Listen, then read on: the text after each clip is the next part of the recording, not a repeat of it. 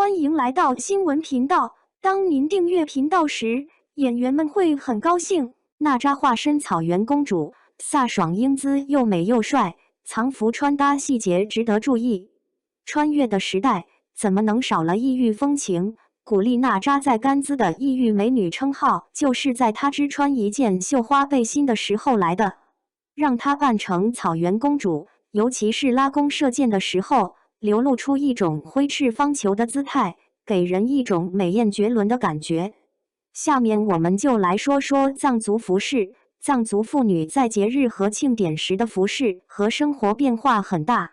节日中的服饰比简单的服饰丰富而美丽，只是随着时代的发展，现代藏族服饰与传统服饰相比有了很大的进步，其做工更加精细，并融入了一些现代元素，使藏族服饰变得更加时尚。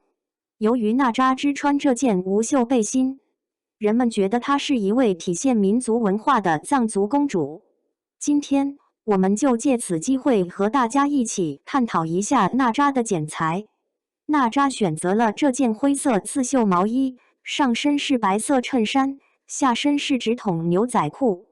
这种现代与民族相结合的搭配，使她的服装既时尚又具有民族特色。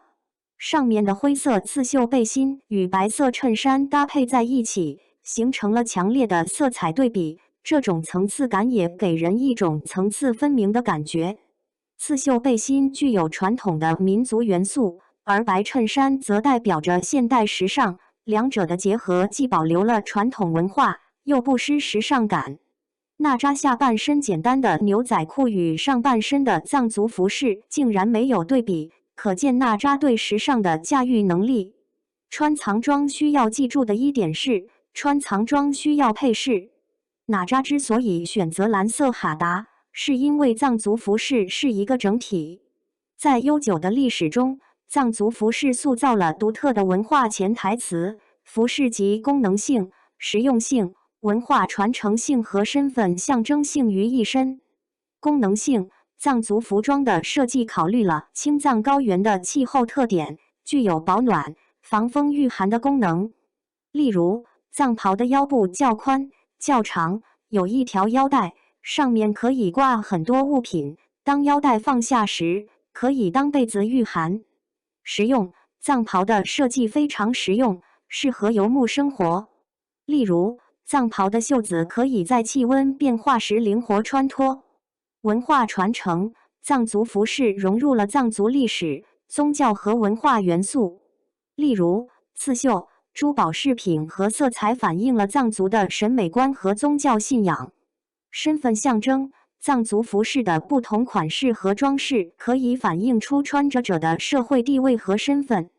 例如，贵族穿绸缎，平民穿普卢。娜扎选择了蓝色的哈达作为点缀，哈达也象征着永恒、繁荣、纯洁和忠诚，而蓝天和草原的绿色搭配在一起，给人一种壮阔和深邃的感觉。娜扎还选择了藏式发型，在头上靠近肩膀的地方编了几条辫子，也起到了配饰的作用。